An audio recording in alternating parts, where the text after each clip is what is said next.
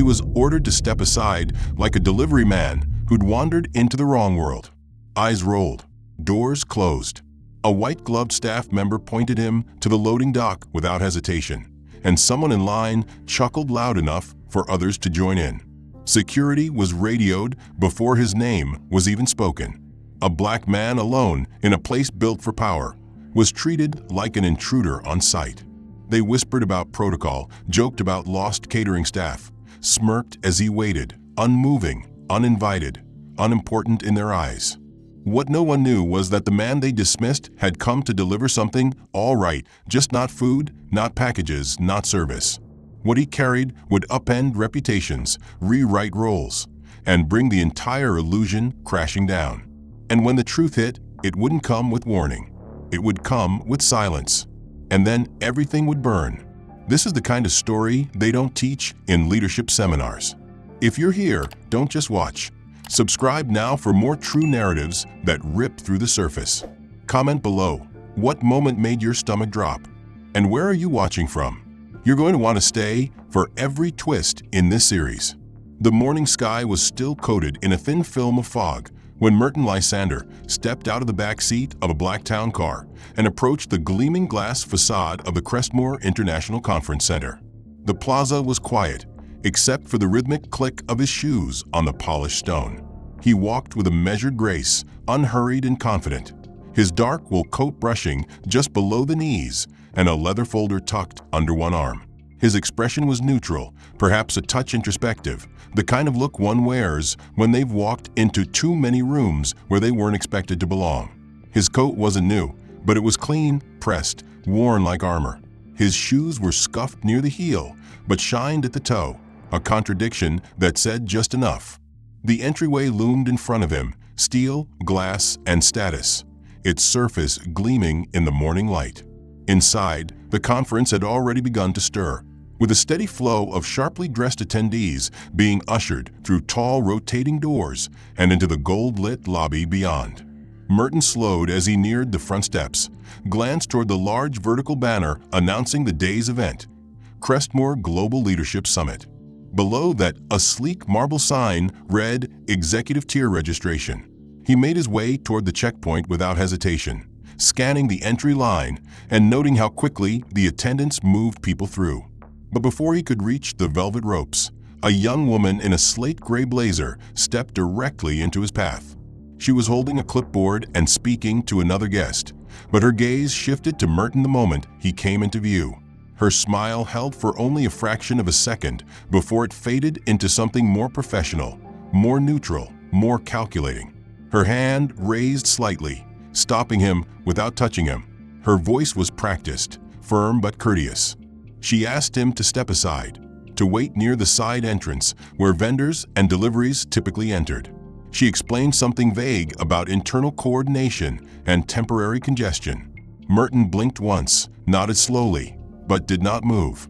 Instead, he reached inside his coat and produced an envelope with the conference crest printed in silver foil across the front. He handed it to her without a word. She glanced at it briefly, then at him again, and murmured something about verifying credentials. Her eyes didn't meet his. Before she could respond further, a man in a pale suit and polished wingtips approached the desk behind Merton. The attendant turned immediately, her face brightening. "Welcome back, Mr. Delaney," she chirped, all warmth and energy. The man laughed, slapped her shoulder gently, and was ushered through the ropes with zero delay.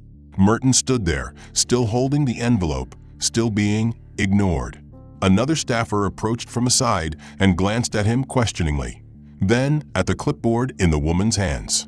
Without even looking up, she handed it over and muttered something about service personnel. The second staffer nodded and walked off. Merton took a slow breath and turned slightly, eyes sweeping the lobby through the glass. Inside, people in designer blazers and patent leather shoes sipped espresso, exchanged business cards, and checked their watches. No one was waiting. No one was wondering why he hadn't been let in. He could see the hallway where the pre-keynote introductions were likely beginning. Behind him, a man in a Bluetooth headset wheeled in a catering cart and was immediately shown around the side of the building. Merton followed him with his eyes, noting how quickly access was granted once someone had been assigned a category. His hands stayed at his sides, relaxed. He wasn't angry. Not yet. He was watching. After another few minutes, the original attendant returned, holding the same envelope he'd given her. She now had a thin, tight smile on her face and asked again if he could wait by the staff entry. She said the main line was at capacity. He looked behind her. No one was waiting. He looked at the envelope. It had been unopened. He said nothing. A gust of wind passed through the plaza, carrying the scent of fresh concrete and expensive perfume. From behind, a photographer snapped a few photos of the arriving guests. The lens never turned toward Merton. The door never opened for him. He adjusted the folder under his arm and checked his watch. 11:29. On schedule, and yet still outside. He stepped back, not to leave, but to observe. His position gave him a full view of the revolving doors. He watched as 3 more attendees arrived, all of them white, all of them immediately welcomed, without their invitations being examined. One woman in a red trench coat even forgot her badge. People now streamed into the venue with increasing frequency. Badges clipped proudly to their lapels, voices lifting in confident greetings and polite small talk. The murmur of networking filled the lobby, while security guards at the side entrance relaxed into routine. Merton turned back toward the main entry. The woman with the clipboard had been replaced by a new attendant, a man in his 30s with slicked back hair and a tightly fitted navy suit. The moment their eyes met, the man's smile tightened. Merton stepped forward once more and held out the silver-embossed envelope. This time, the man took it, flipping it open with a quick flick of his wrist. His eyes skimmed the name, then paused. For a second, he studied the paper as if it might be forged, holding it up toward the light before lowering it again with a half-frown. His voice, when it came, was smooth but disbelieving. "This is your invitation, sir?" Merton met his gaze, nodding once. The man glanced behind him, then back again, his brows drawing together with practiced skepticism. "We've had cases of lost or misplaced documents being reused by others. You understand, right?" His tone wasn't confrontational, but it wasn't welcoming either. It was the tone of someone who didn't expect to be wrong. A few feet away, a small cluster of guests waiting to scan their digital passes paused to watch the exchange. One of them, a man with a rounded gut and an aggressively styled beard, chuckled just loud enough for it to carry. "Hey, I think the guy's looking for the kitchen staff entrance." There was laughter, light and sharp, like silverware clinking against porcelain. Merton didn't flinch. He didn't look over. His attention remained fixed on the man in the suit, who now seemed eager to end the moment. He handed back the invitation. "If you'd like, we can verify this with someone from operations, but it may take a few minutes. You're welcome to wait at the staff bench around the corner." Merton looked down at the envelope in his hands. The edge of it had crinkled slightly where the man had pinched it too tightly. He said nothing, simply stepped aside again. Not because he was retreating, but because he was remembering. This wasn't the first time his name had failed to mean anything when detached from a photograph. He had seen this performance before: the glance, the smile that didn't reach the eyes, the ever-so-polite redirection designed to avoid confrontation while maintaining control. Around him, more guests passed through, their coats being taken by assistants, their greetings received with warmth. A woman in a red blouse passed him and offered a small, sympathetic smile before quickly looking away. The man with the beard, still nearby, muttered something to his friend about background checks, smirking into his coffee. Another voice chimed in from behind. "He probably delivers something. Look at the folder. That leather looks 20 years old." A burst of laughter followed. Merton kept his gaze straight. He wasn't angry, not yet. But his memory, sharp and layered, logged every word, every glance, every breath of that air laced with assumption. His hands adjusted the folder slightly, not because he needed to, but because it gave him a second to temper the steady rhythm of his pulse. The insult hadn't landed, not the way they thought. It was too familiar for that. It didn't sting. It reminded. A tall woman with a headset emerged from inside and walked briskly toward the doors, scanning the line. She seemed to pause when her eyes brushed over Merton, then continued without comment. The line thinned. The man with the clipboard disappeared inside. Still, Merton stood. He had nothing to prove, but he knew how this would play out. The longer he remained, the more visible he became, not in status, but in contradiction. He didn't belong, and yet he wasn't leaving. That kind of persistence made people uncomfortable. A new staffer eventually approached this one younger, with softer posture and uncertain eyes. She cleared her throat and addressed him with caution. "Sir, do you have a registration email or identification? Something we can scan?" Merton handed her the invitation again. She read it, really read it, and her face shifted. The name, now familiar to anyone with access to the attendee list, hovered before her. She looked up, then back down, then up again. Her voice trembled slightly as she excused herself and hurried inside, clutching the envelope like a live wire. Merton didn't follow. He remained where he was, shoulders squared, the morning light catching on the faint scuff of his shoes. Her voice was brisk, professional, efficient. She explained that there was a clerical confusion regarding entry lists for some of the satellite sessions, and rather than keep him waiting in the front atrium, he would be more comfortable if he followed her to the service level, where refreshments were being prepped and extra passes were sometimes issued for guests whose registrations hadn't synced with the digital system. Merton said nothing. He nodded once and followed, his footsteps quieter than hers, his eyes fixed forward as they passed the velvet ropes he'd once stood behind.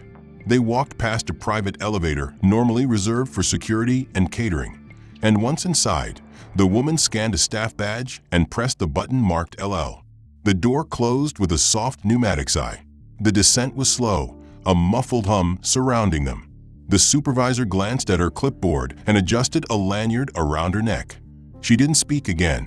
When the doors opened, the contrast was immediate. The lower level was utilitarian. Concrete walls painted beige, a faint antiseptic smell lingering in the air, carts of stainless steel trays lined against the corridor. Fluorescent lights buzzed overhead, flickering at uneven intervals. Merton stepped out behind her and was led through a set of double doors into what appeared to be a prep zone, a staging area filled with catering staff, delivery crew, and temporary contractors moving about with purpose. The atmosphere lacked the ease and privilege of the lobby above. Here, urgency reigned. Boxes were unpacked. Beverage dispensers were wheeled in. Name tags dangled from aprons rather than pocket squares. The supervisor gestured toward a folding chair in the corner and instructed someone nearby to assist him shortly. Then she turned and left. Merton stood in the threshold for a moment, studying the surroundings with a detached gaze. He had seen spaces like this before, backstage rooms where decisions were made without fanfare. Except this wasn't a boardroom. This was a staging ground, and he had been placed in it not as an insider, but as a misplaced item needing reassignment. A young man in a black polo and khakis noticed him lingering and called out sarcastically, addressing no one in particular, "Look who wandered out of the freight dock again. Better lock the bay door before someone tries to cart off the champagne." A few nearby workers laughed not cruelly, but casually, as if they had seen this sort of mix-up before and knew how to process it. With humor, with dismissal, with the assumption that whoever didn't fit probably didn't belong. Merton did not flinch. He walked toward the metal counter and set down his folder carefully, as though it contained glass. Around him, people moved trays of fruit, polished silverware, and adjusted linen napkins for the executive tea service scheduled for later in the day. A clipboard was left on the table nearby, listing delivery schedules and setup zones. His eyes caught on a line at the bottom marked Gold Lounge Assembly, 3rd floor, 12:30 p.m. That was the session he had been scheduled to open with a keynote. That was the room where the banner bore his name, the one where a staff member now told attendees to silence their phones in preparation for the first speaker. Merton looked toward the far corner, where folding chairs had been stacked beside cleaning supplies. No one was checking credentials here. No one asked who he was. In this space, names were irrelevant. Only uniforms mattered. The difference between a blazer and a polo shirt was not about cloth, but about narrative. After a while, a woman approached him from the catering staff and asked politely if he was with facilities or external delivery. She pointed toward a clipboard and mentioned sign-in protocol. Merton gently declined and said he was waiting for a clearance badge that had been delayed. She nodded and moved on. She didn't question him. She didn't ask why he wasn't wearing an apron. She didn't laugh. But she didn't linger either. He was now a fixture, part of the periphery. On a nearby wall, a television mounted at an awkward angle played a muted live stream of the upper conference level. The camera panned across the grand ballroom, where rows of professionals in tailored suits leaned into conversation, while servers refilled crystal glasses. A title card appeared in the lower third. Welcome address Merton Lysander, founder and chair, Vesson Holdings. The feed held on the image of the stage for a moment, then cut to a crowd shot. Merton watched, unmoved. He knew no one would come looking for him. Not yet. Because no one knew he was there. Not really. He didn't exist in the script as written. Not as a man in a coat with a folder. Not as a guest routed to the underbelly of the building, because his name did not match the face they expected. The tray carts rolled by again, the murmur of kitchen orders rising in waves. A man passed behind him, muttering something about mismanaged inventory. No one asked where he was going. When you move like you belong, but dress like you don't, the world either sees a ghost or an inconvenience. He became both. The hallway he entered was quieter, with recessed lighting and soundproof panels lining the walls. It led toward the tech wing, where sleek displays were being calibrated and touchscreens flickered with company logos. Though the conference had formally started upstairs, this floor was still in preparation. Technicians in polos with lanyards bustled about checking tablets and adjusting presentation angles. There were no crowds here yet, just staff and occasional early guests peeking into exhibits. Merton moved slowly, pausing near a long table where a glass case housed a biometric device prototype. He tilted his head, eyes narrowing slightly as he studied the fine print describing its application in digital border control. One of his companies had shelved a better version of this tech 6 years earlier. Ahead of its time then, still ahead of this. He reached into his coat for the leather folder, flipping open the inner flap to check the annotated schedule tucked inside, when a woman's voice, sharp, clipped, and alarmed, cut through the hush behind him. Her heels tapped hard against the floor as she pulled a small child by the wrist, steering him away from the display case with urgent tension.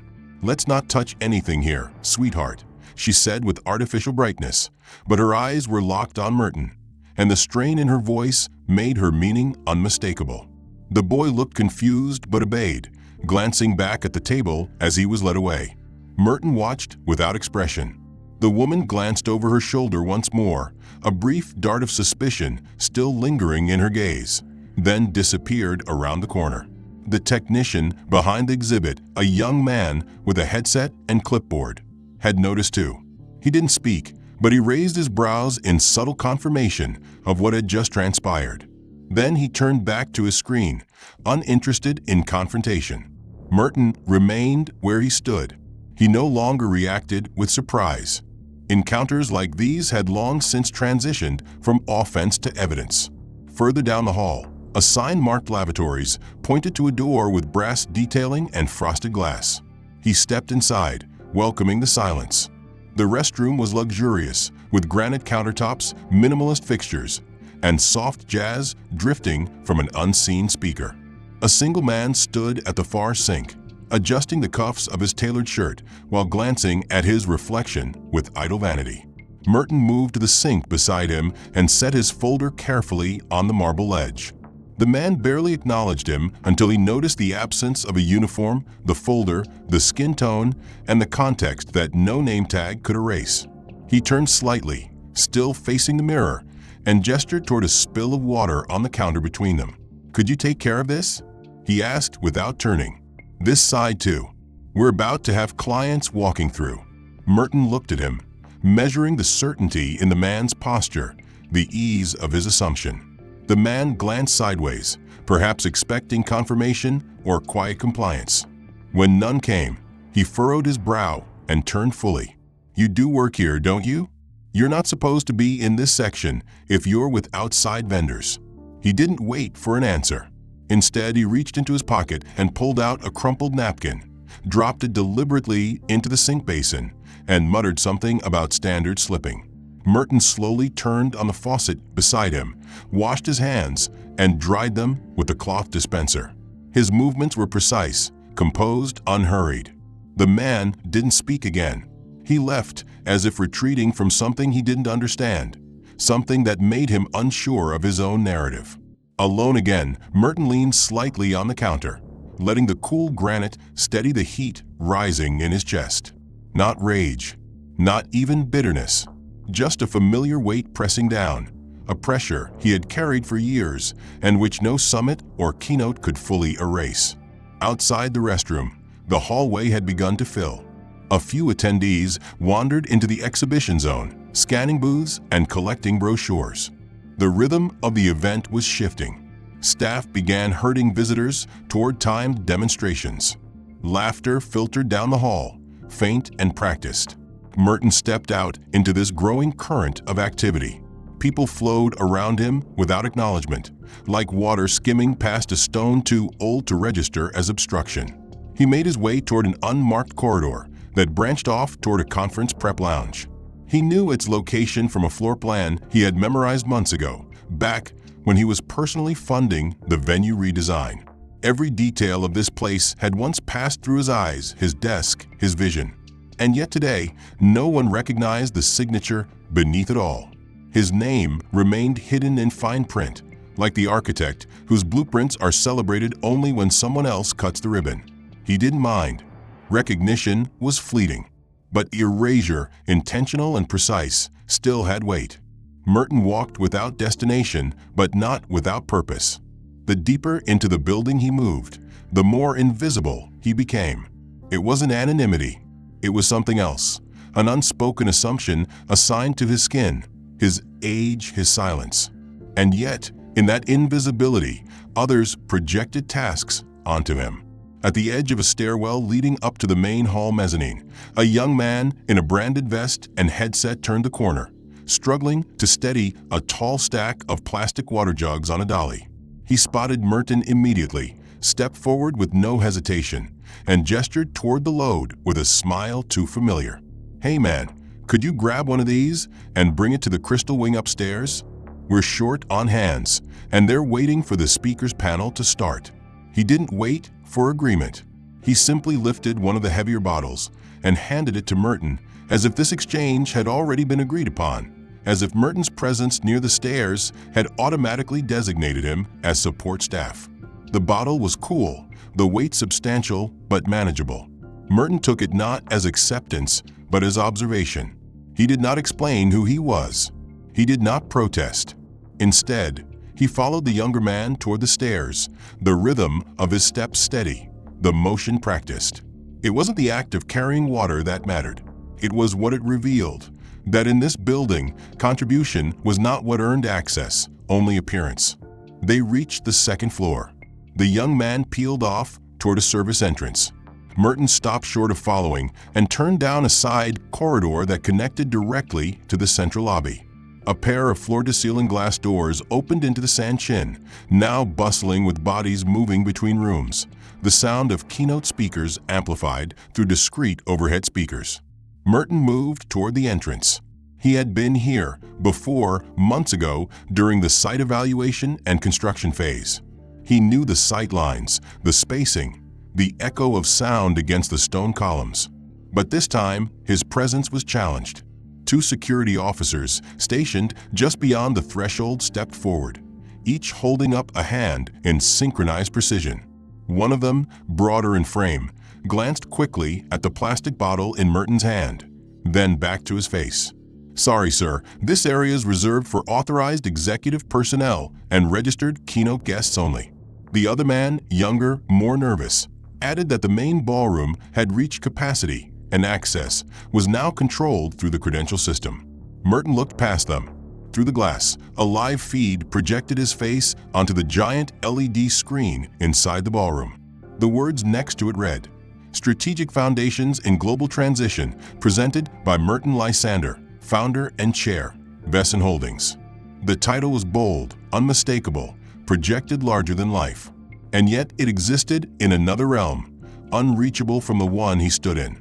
The guards didn't recognize him. Their eyes carried the same filtered doubt that had followed him since he first entered the building. They didn't see the name. They didn't connect the image.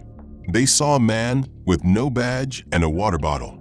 Merton opened his folder and pulled free a copy of the original speaker schedule, unfolded it slowly, and held it up. The guards leaned in. One of them frowned. The other adjusted his earpiece and muttered something into his radio. A long pause followed. The older guard finally exhaled and offered a tight smile without apology. "We're going to need to verify that with the operations desk. Could you please wait over there while we clear this up?"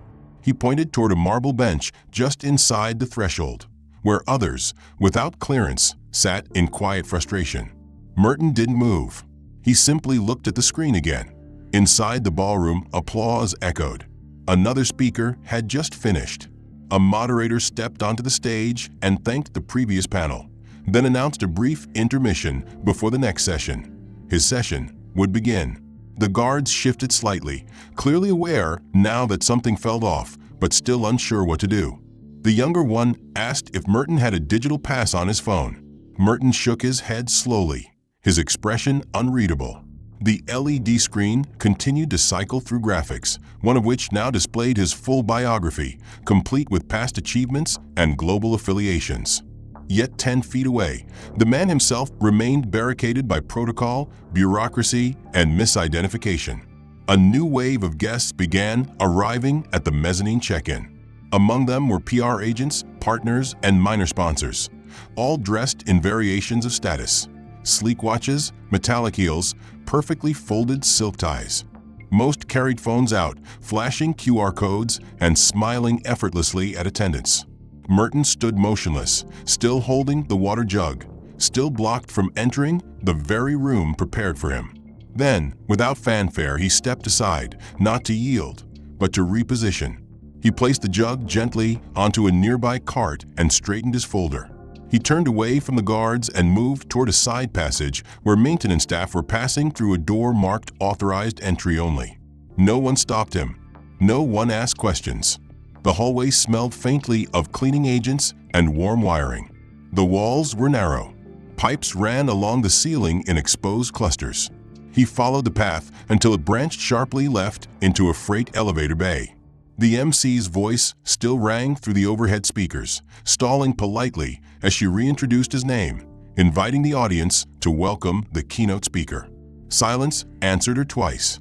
But before a third awkward pause could stretch further, the ballroom doors opened and Merton stepped through. He carried nothing but the leather folder tucked under one arm, his posture measured, his stride neither rushed nor hesitant. For a brief second, the stage lights caught on his coat buttons, casting a glint that drew a few eyes from the audience. He walked along the outer aisle, approaching the staircase that led to the raised platform at the center of the room. And then the reaction began. Not applause, not welcome, resistance. A man in the front row, suited sharply and seated near the delegate section, rose to his feet abruptly. His voice cut through the ambient music like a blade, sharp and unmistakably confident. "Excuse me, sir, this area is restricted. We can't allow anyone to disrupt the flow of executive presentation."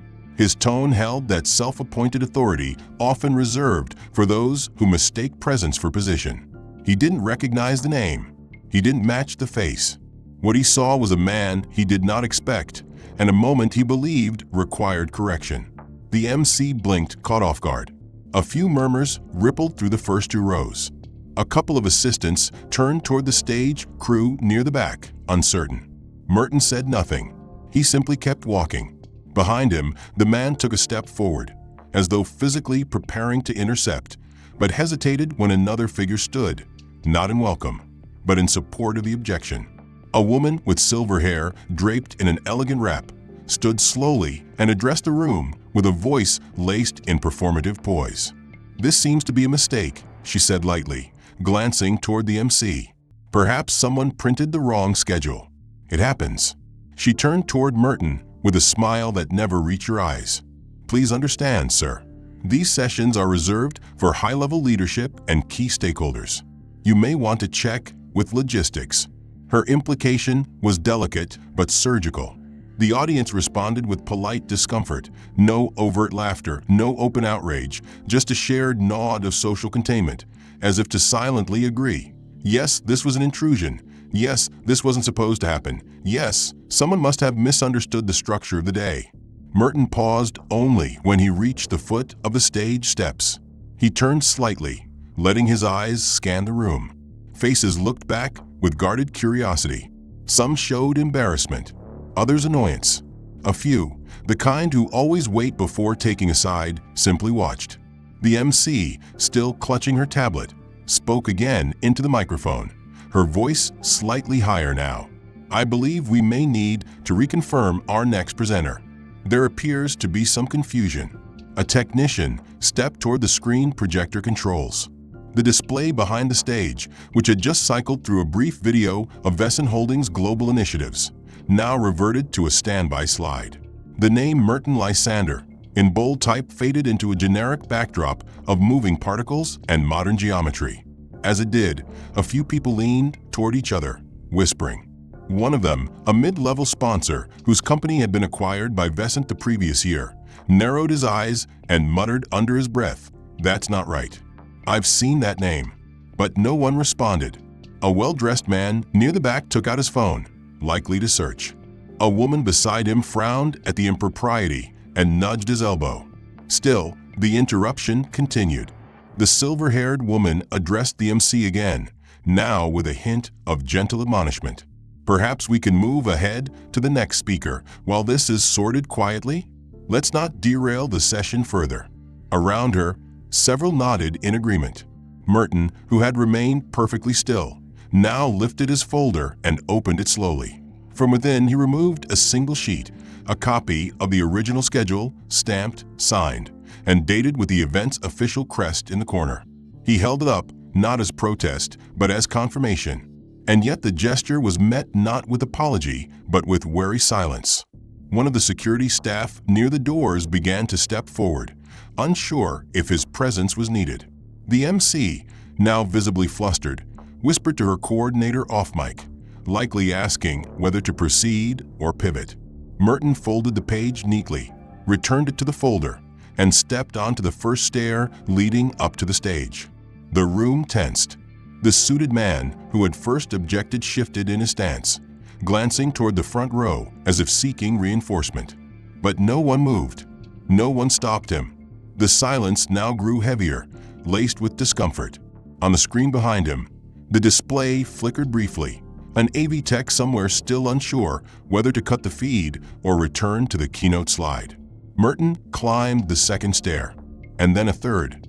With every step, the room grew quieter, as if something was shifting beneath the surface, something previously dismissed, now reassembling itself in the minds of those watching. A whisper, this time from a corporate delegate seated beside the exit aisle, finally broke the tension. "That's him, the speaker. I saw his Forbes interview last year." Heads turned subtly. The MC's eyes widened. The AV tech reinstated the title screen. The display behind the podium brightened again, this time locked on the name everyone had tried to override. The MC, still standing to the side, glanced nervously toward the stage crew, her fingers tightening around the edge of her tablet. Her earpiece crackled faintly. On the far side of the ballroom, past the velvet rope barrier near the logistics booth, a junior coordinator rushed in with uneven steps. His phone held tightly to his chest, as if guarding a secret too hot to carry in the open. He approached the head of operations, whispered into her ear, then handed over the phone. Her expression shifted before she even lifted it. She answered with a tight-lipped greeting, nodded slowly as a voice on the other end spoke firmly, authoritatively, and then froze mid-nod. Her eyes darted toward the stage, the podium, the man standing behind it. There was no need to speak. The color drained from her cheeks, not in panic, but in understanding. She had just learned what the room was still grasping toward. The voice on the other end belonged to one of the central board members of the International Investment group co-sponsoring the event. And his message had been simple, direct, and undeniable. The man on stage is not only the keynote speaker. He is not only the chairman of Wacth. He is the top private funder of the entire conference. He is the reason any of this exists. And you have denied him entrance, respect, and recognition for the better part of 5 hours. The operations lead lowered the phone slowly and passed it back to the assistant, her voice barely above a whisper. Get the program director. Now, as the message cascaded upward through the command chain of the event staff, the atmosphere in the ballroom altered in degrees so subtle that only those who had been watching closely would have noticed. The MC, still stalling, adjusted her mic, cleared her throat, and began to reintroduce Merton with a new tone, measured, reverent, almost panicked beneath its polish. Across the room, faces that had once turned away now tilted forward. The woman in the silver wrap sank deeper into her chair, her fingers gripping the arms with stiff poise, while the suited man beside her stared intently at the screen behind the podium, as if the name might change again, as if denial might be conjured back through disbelief. It did not. The screen held steady. Merton Lysander, founder and chair, Wacth Holdings, principal benefactor. The guests, once dismissive, now leaned forward with a hunger that disguised itself as curiosity. Their eyes drank in every detail they had earlier dismissed: the creases in his collar, the faded leather of his folder, the scuffs on his shoes, the age of his coat. Each element now recontextualized as legacy, as substance, as proof of the quiet strength that had stood among them all day, invisible by their choosing. But Merton did not speak. Not yet. His silence was deliberate, sculpted like stone. He let the discomfort breathe. He let the shift burn. On the upper balcony, a media crew had quietly begun adjusting cameras. No one told them to, but the instinct to document had finally overcome the reflex to ignore.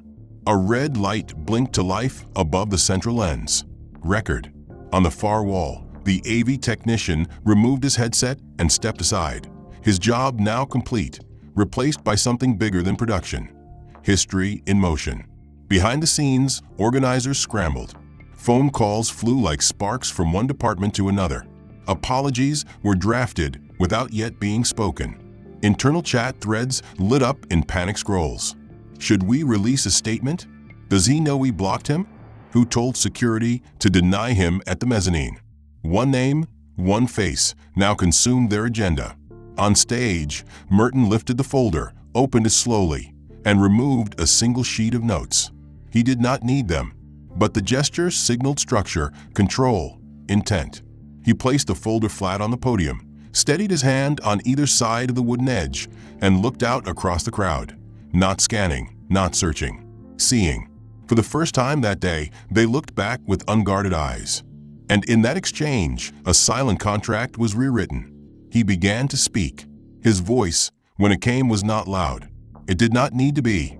It was steady, carved with decades of precision, softened by restraint but sharpened by experience. He did not recount what had happened. He did not mention the lobby or the catering zone or the service-level detour. He spoke only of systems, those visible and those hidden. He spoke of how infrastructure reflects intention, how power often disguises itself as professionalism, how access is often denied not through policy, but through presumption. He told no stories of victimhood. He built no altars of offense. He simply laid out facts, numbers, outcomes, patterns. And the more he spoke, the more the audience leaned in, not just physically, but intellectually, emotionally. Every sentence dismantled something old. Every pause invited something new. When he spoke of vision, he did so not in future tense, but in the present, grounding it in the reality of the moment, in the discomfort still cooling in the room's corners. When he spoke of leadership, it was not abstract. It was breathing, a reflection of the very missteps that had just unfolded. And when he spoke of responsibility, he did not assign it like blame. He offered it as a mirror.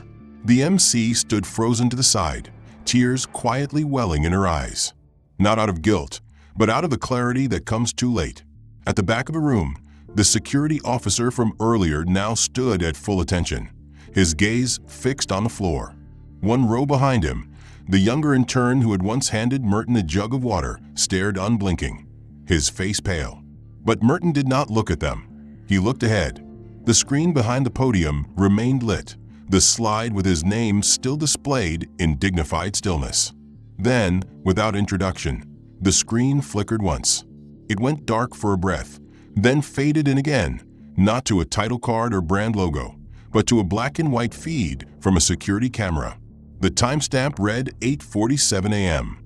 The angle showed the main entrance of the Crestmore International Conference Center. The crowd, previously murmuring, now fell into silence again, unsure if this was technical error or part of the program. The feed played in real time, without sound, but it did not need audio. The image showed Merton Lysander approaching the glass doors of the venue, standing with quiet poise, envelope in hand, waiting to be acknowledged. He handed over his invitation. The staff member barely glanced at it. The moment replayed exactly as it had happened. Dismissal without curiosity. Instruction without dignity. The video continued. It followed his steps as he was directed to the side entrance, showed him standing at the curb while others breezed past him without pause. The footage cut again, 9:03 a.m., this time inside the service corridor, Merton seated on a metal folding chair beneath a fluorescent bulb, while laughter filtered in from above through the vents. No commentary played. The silence of the ballroom filled the void.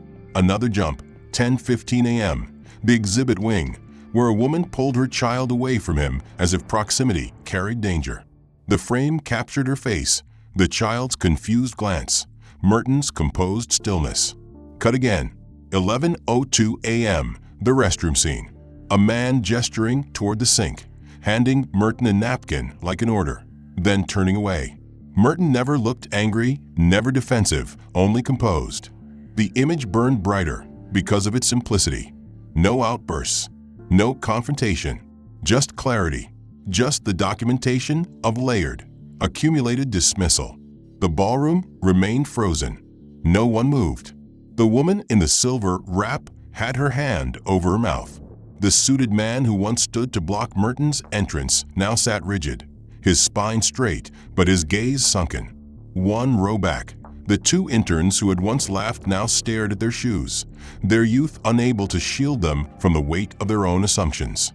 Then, one final feed, 11:44 a.m. The double doors to the ballroom open. Merton enters. The man stands to block him. The woman interrupts to offer condescension. The footage freezes on a wide shot. Merton at the base of the stairs, paper in hand, silent, judged, misread, again. The screen faded to black. Then slowly, words appeared in white, simple font. Every system has eyes. What matters is what they choose to see. For a long breath, no one spoke. Then, from the back of a room, footsteps sounded.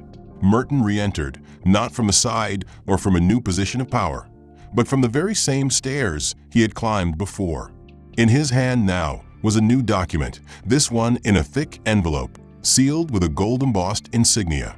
He walked to the front row, did not take the podium, and stood in front of the same group who had rejected him. His voice was quieter now, but somehow carried further.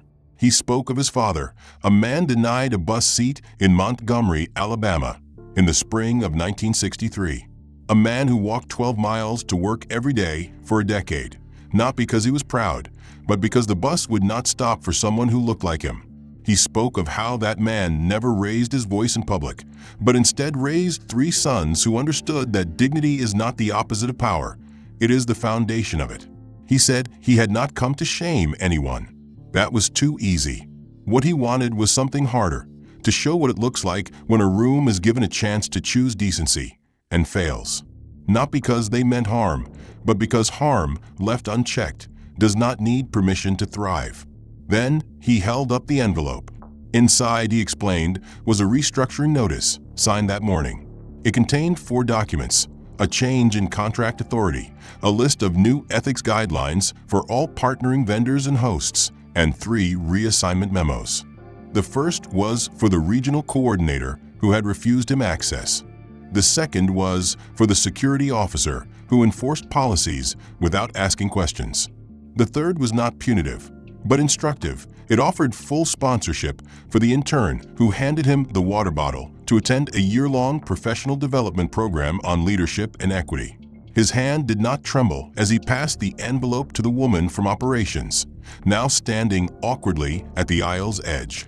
She took it with both hands, her head bowed, lips pressed tight. Merton looked at her and said nothing more. He turned back to the crowd, lifted his chin slightly, and exhaled. By the time the ballroom emptied, word had already begun to travel.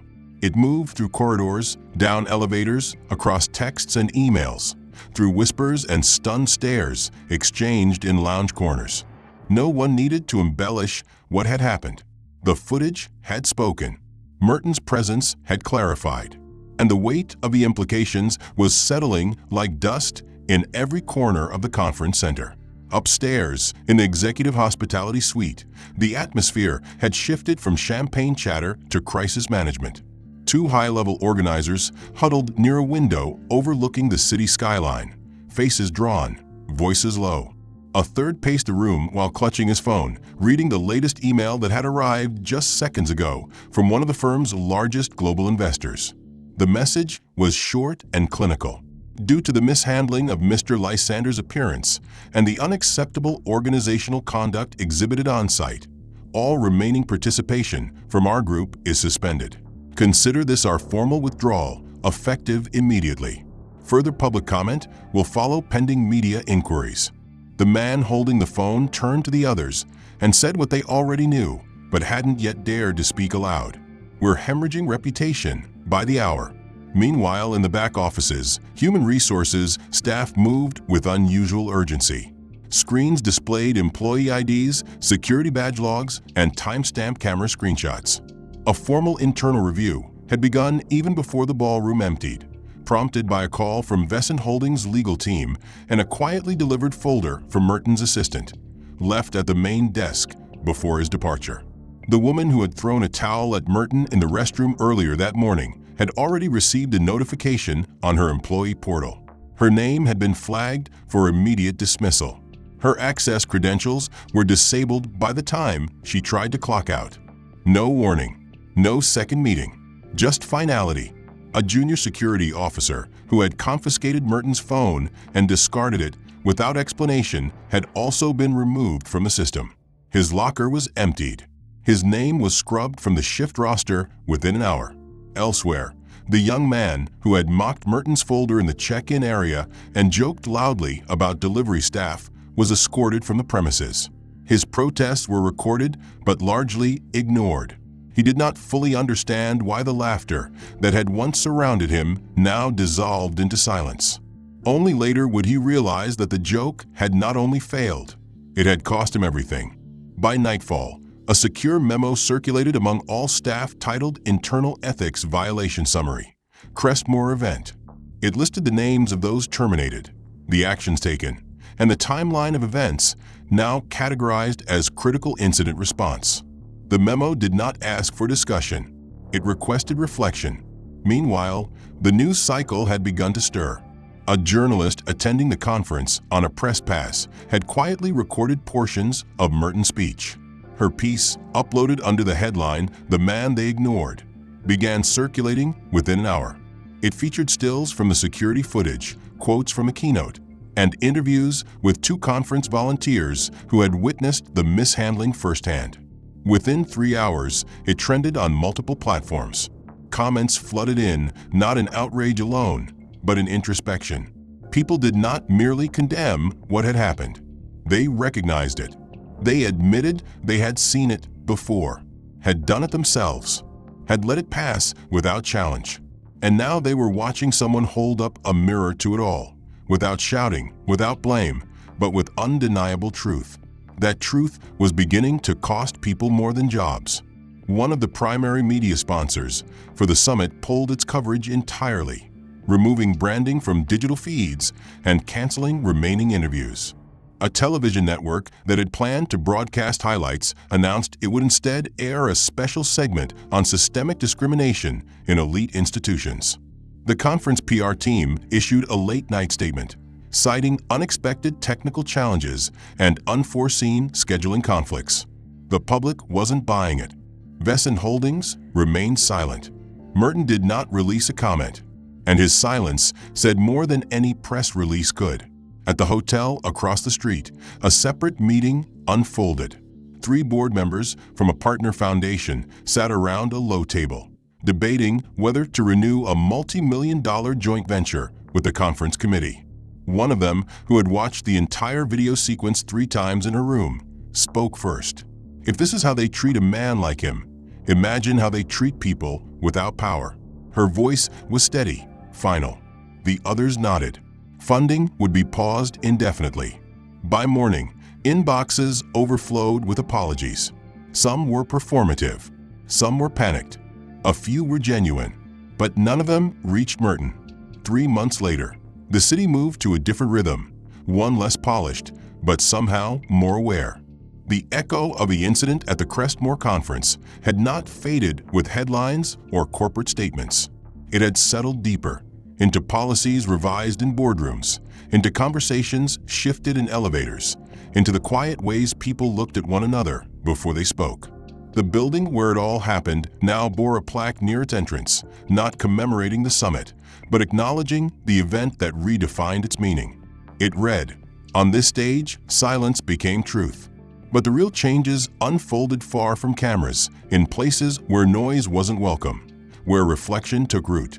On a Tuesday morning in early spring, a man arrived at the Wacth Holdings downtown office, his hands trembling slightly as he handed a security guard a sealed envelope and asked if it could be delivered to Mr. Merton Lysander. He did not expect a meeting.